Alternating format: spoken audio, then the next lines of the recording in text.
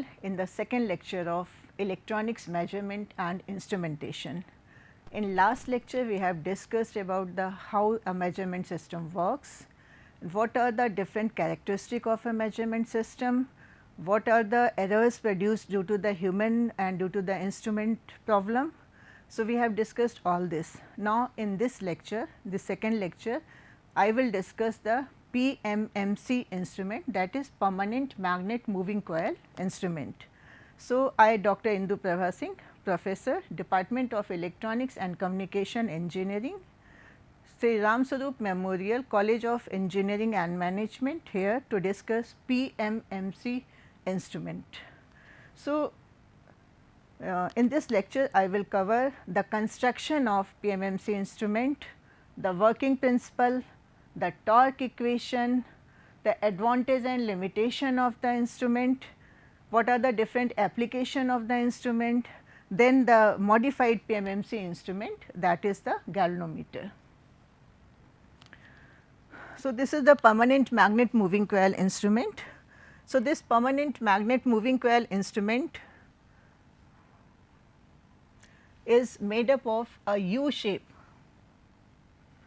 This is made up of a U shape permanent magnet which has two poles N and S. So, as we know, this permanent magnet is U shape, this is also known as horseshoe shape, and there is two poles N and S. So, magnetic lines, there is a magnetic field between N and S pole, and so magnetic flux flows from N pole to S pole. So, in between these two there is air gap. So, due to air gap the magnetic field strength is very low. So, to increase the magnetic field intensity we have to put a soft iron core in between these two poles. So, this soft iron core is basically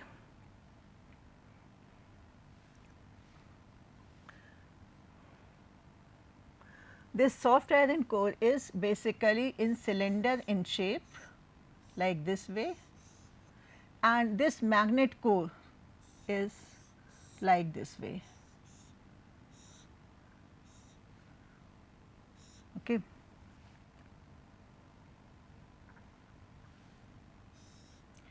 So, this is core, this is the soft iron core, and this is the N pole of the magnet, and this is the S pole of the magnet. So, this soft iron core is placed in between these two poles, and because of this soft iron core the magnetic field intensity is increased, because in air gap the magnetic field intensity is low, but when this core is placed the magnetic field intensity will increase. And the second purpose of using this as a this shape is cylinder in shape is that this magnetic field lines will be radical in nature. So, it will concentrate the magnetic field lines, and so the magnetic field intensity increase. Now, next is there is a former, or we can say the frame. This is rectangular in shape and it is made up of aluminum. It is made up of aluminum because aluminum has very low magnetic conductivity. On this frame or the former, a coil is a coil of copper. Coil of copper is placed. So, this is coil copper wire, this is wound on this former. Former is made up of aluminum, and this is a copper wire which is covered with the silk thread, and this is made up of copper wire because its conductivity is very high. And this former or frame is placed on this core. This core, this frame is not touching the core, but it is placed on this core with this wound, this copper wire wound on this. So, you can see in this figure that this is core and there is a copper coil which is on this frame. Okay. So, frame is not touching this core and the arrangement is done in such a way that this core is not moving, but this former is moving. it is like this way, that this is core, if you understand, this is core and there is a farmer. The farmer is moving around this, but this core is fixed. Okay. So, now when a pointer is attached to this coil, okay, and we know that if a current carrying conductor is placed in a magnetic field, then there is a force acted on that magnetic coil. Okay. So, when this coil is placed in the magnetic field that is created by this permanent magnet, then a force is exerted on this coil, and because of that force the coil will move. And if a pointer is connected to this coil, the pointer will also move.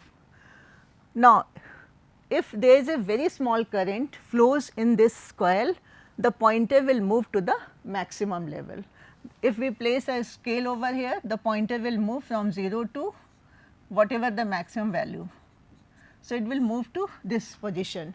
So, by this we can't measure the value of current, because whether the current is small or the current is more, the pointer will give the full deflection. So, and here we want to measure the current that is flowing in the coil. So, we have to control the movement of this pointer.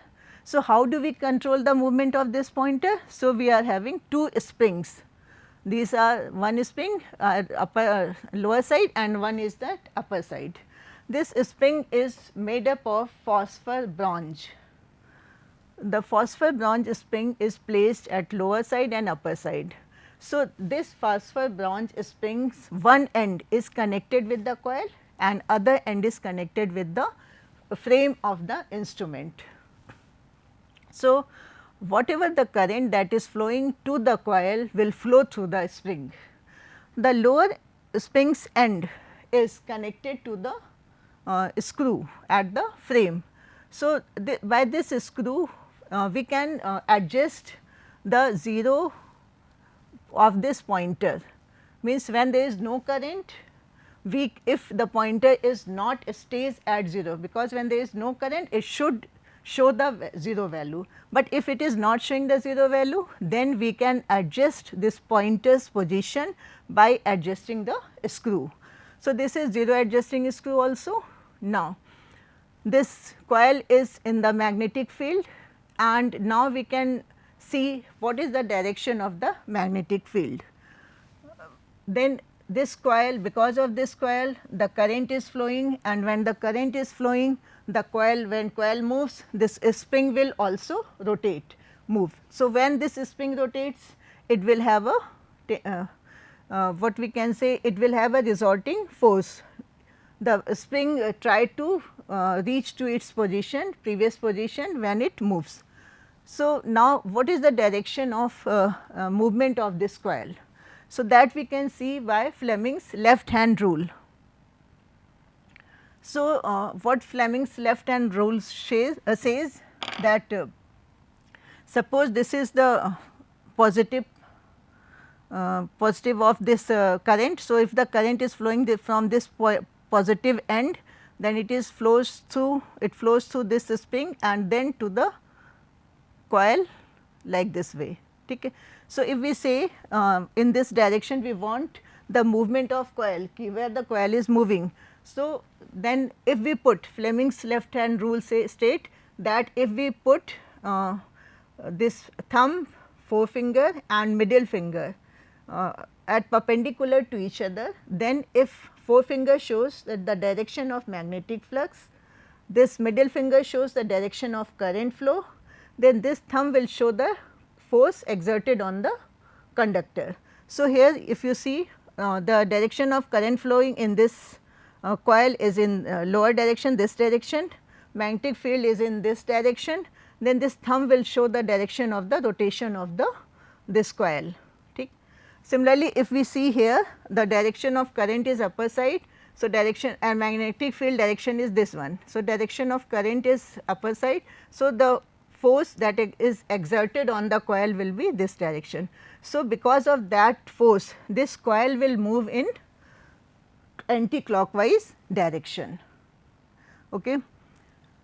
So, This is the Fleming's rule. Now, what is the torque equation? Because of this current, the coil is moving, and this coil is moving, so it will deflect the pointer will deflect on a regular scale, and that deflection of coil is countered by the springs deflection, and so that is known as the control torque. So, spring produces a control torque and this current produces a deflection torque. So, when this both the torques are equal, then the pointer will stay in that position. When the pointer stays in a position that is proportional to the current, so before stopping at that position, the pointer will vibrate. So, to remove that vibration of the pointer, a damping torque is produced, that is in the frame of the coil. So, coil frame is made up of aluminum, and that eddy current that is produced in that frame, that will stop the pointer at its position. So, it will stop for the vibration of the pointer. Next is when the pointer is moving. So, what will happen? There is some loss due to gravitational pull.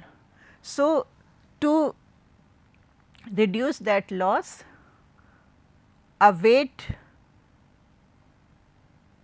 there is a weight at this pointer's end. So, a weight is there, so that it will reduce the gravitational loss of this loss due to the gravity of the earth.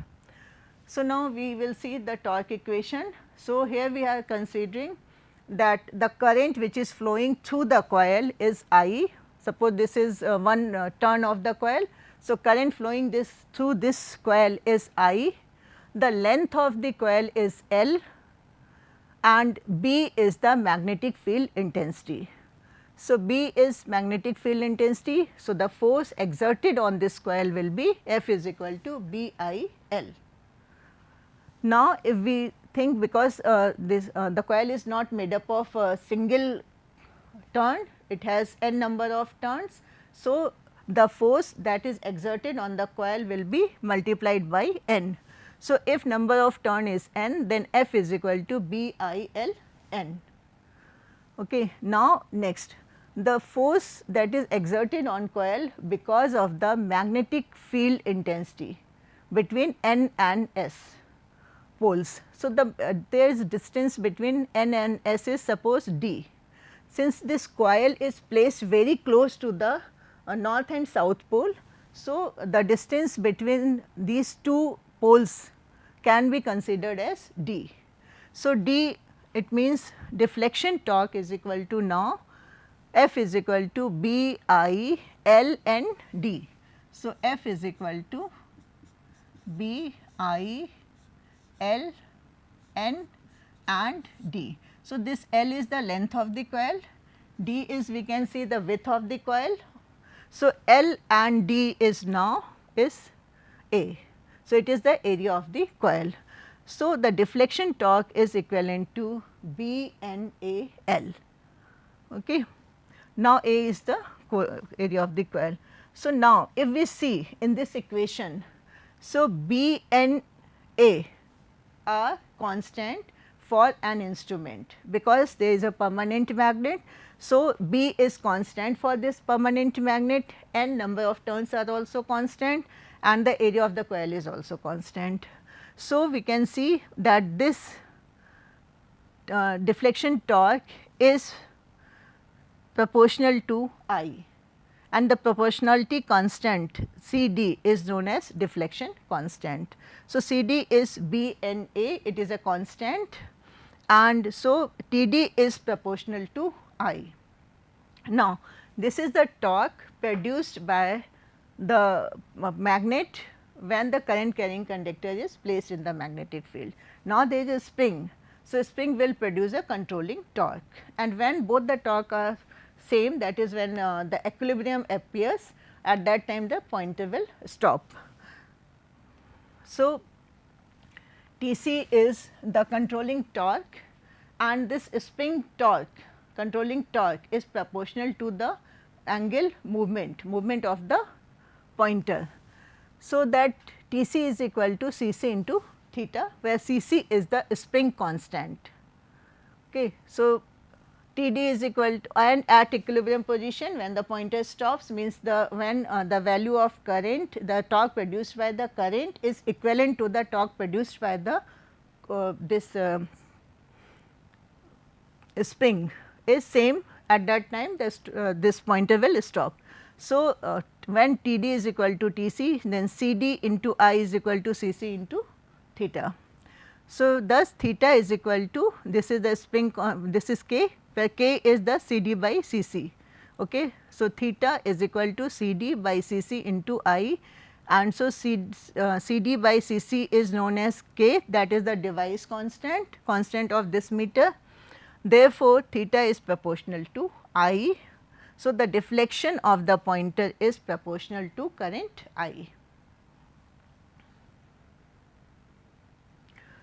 Now, advantage of Pmmc instrument, the first thing is that the scale is linear, equally spaced, then it is more accurate and consume low power. The torque to weight ratio is very high, there is no hysteresis loss in this instrument, and the eddy current that is eddy current damping, which is the part of this instrument, is very effective. And there is since it is this instrument is in the frame, so it is not affected by the external stray field.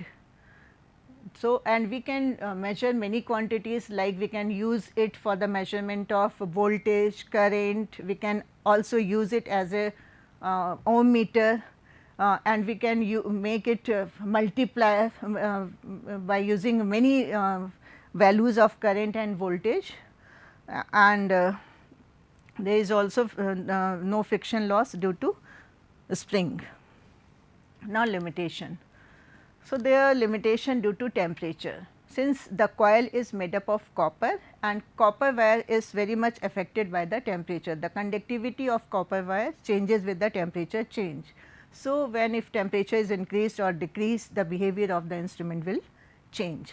Second thing, due to aging, when we use this instrument for very long period of time, then there is a problem in the spring. So, the measurement of this instrument is not accurate if we are using this instrument for a very long time. Similarly, the permanent magnet aging is also because of the aging it lost the magnetism.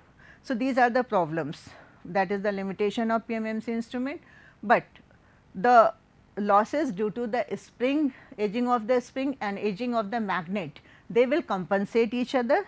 So, we do not worry about the losses due to spring and the permanent magnet, but yes, there is a loss due to temperature, that we have to take care of that. So, for this we are using a swamping resistance. We place a swamping resistance in series with the coil resistance, and this swamping resistance temperature coefficient is very low. So, that will compensate the loss due to the temperature in the coil resistance. So, application of Pmmc instrument, as I have already told, that we can use it for the ammeter, voltmeter, ohm meter.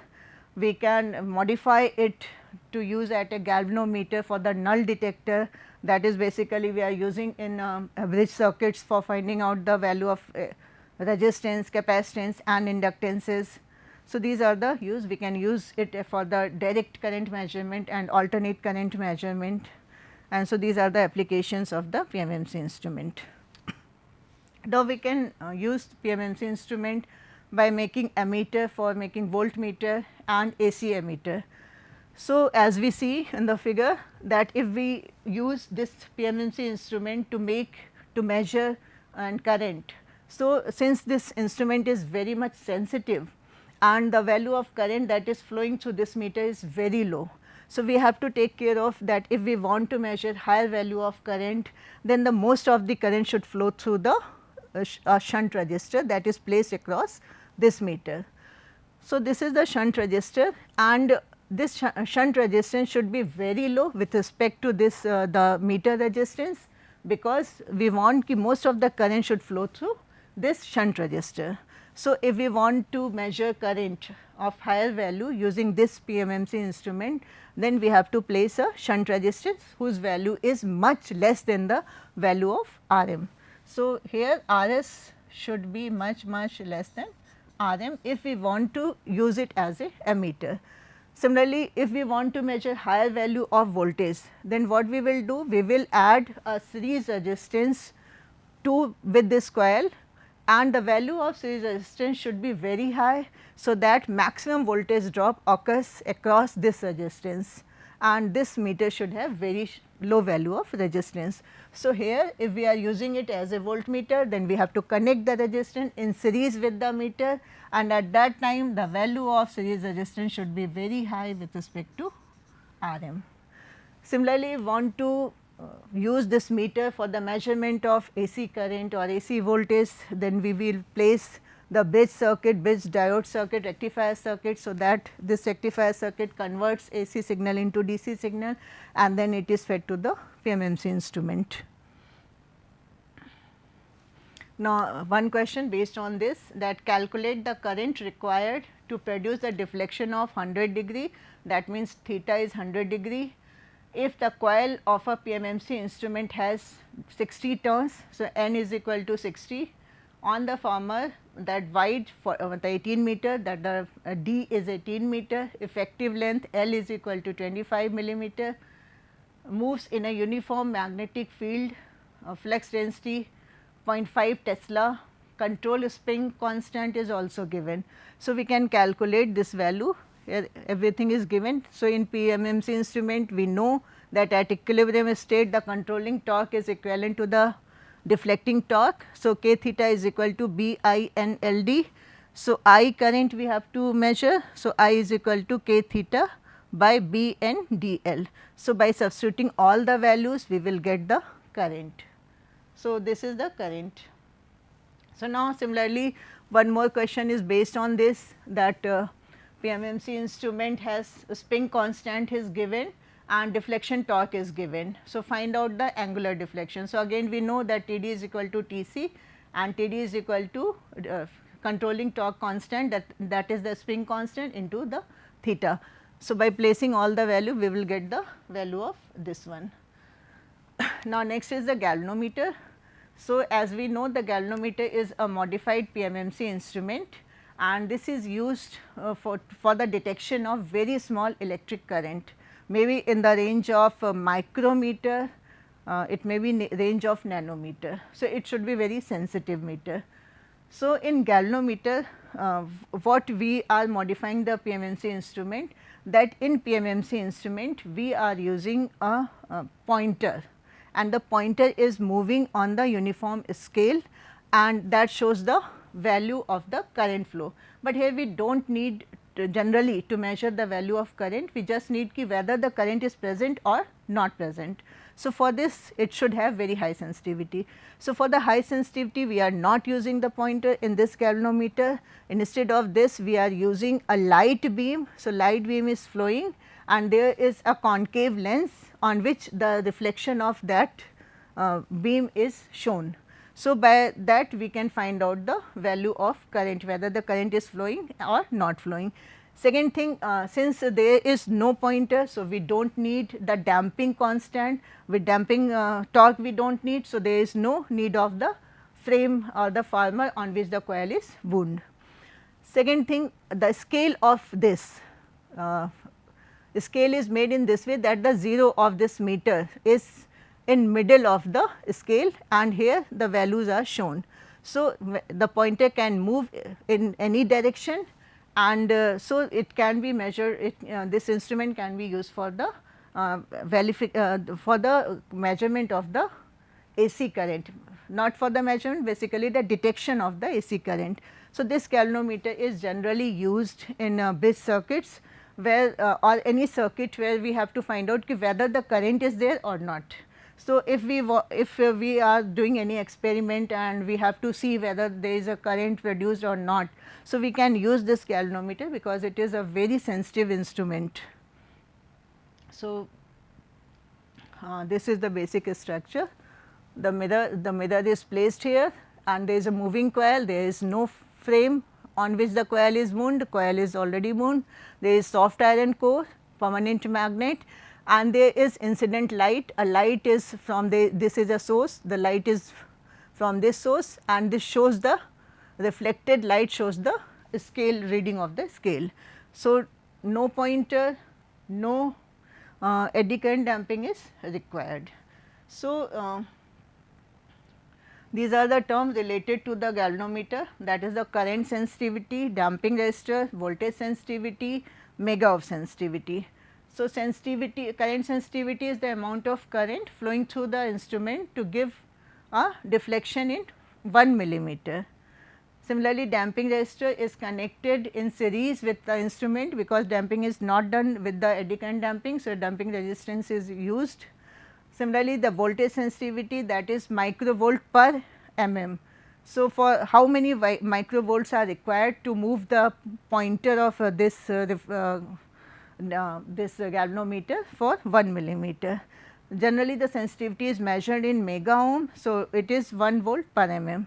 So, these are the terms related to the galvanometer. So, thank you. So, we have discussed the Pmmc instrument, then the construction of the Pmc instrument, and then the modified Pmc instrument, that is galvanometer. Thank you all.